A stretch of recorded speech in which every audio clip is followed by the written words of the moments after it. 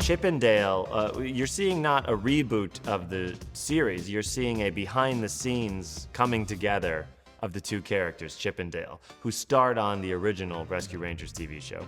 They've since gone their separate ways. There is a little bad blood between them, but when a friend is in need and in danger, wouldn't you know, they come together and they try to be the detectives that they once played on Rescue Rangers in order to solve a very animated world mystery. On a story level, you know, Chip is supposed to be this hand-drawn 2D, unchanged since the 90s style character, and we did our best to try to honor that. And then Dale, because he still wants to make it in showbiz, he's gone under the digital knife and is now presented 3D, the way you might expect him in a 2022 movie. And part of what made me so excited about the movie was that it's not just that, it's, you know, Pixar-style characters, it's cheap 2D looking TV stuff from back in the 90s and 80s. It's puppets, there's claymation, stop motion,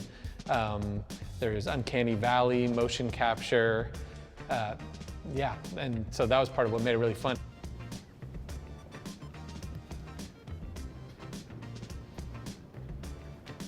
Careful, guys.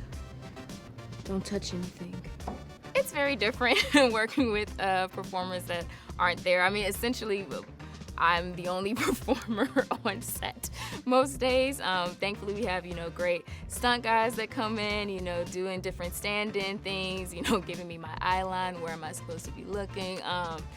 But it's very different, just, I don't know, having to trust myself as an actor in a way that I haven't been challenged to trust myself before. Okay, hold on. This is getting out of hand. We are not cops.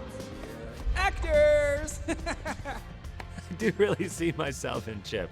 Like, I think I can be someone who feels like I'm very serious and I take this seriously and I'm working hard at this and this person's goofing off and they're the problem.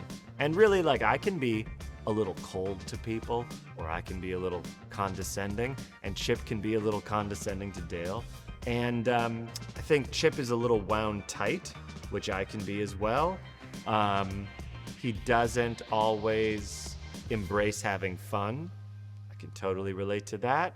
And Chip gets very frustrated with people, which I see in myself, but I am working on in my later years. They come, and they end up here, and then they end up backing up.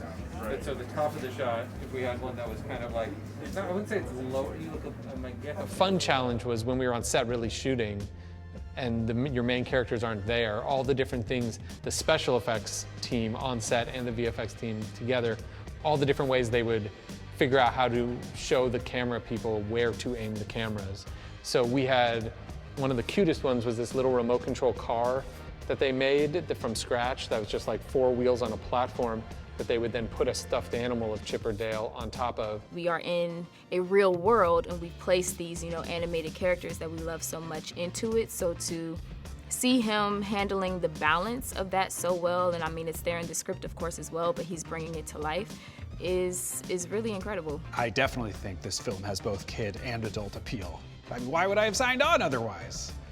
No, but yes, I mean, there's lots of silly slapstick stuff, and there's also a lot of, I think, sharp and funny, nuanced humor in it as well. And it's kind of an avalanche of nostalgia, and I don't always mean that in a good way, but in this case, I really do. It's like deployed very thoughtfully and in funny ways.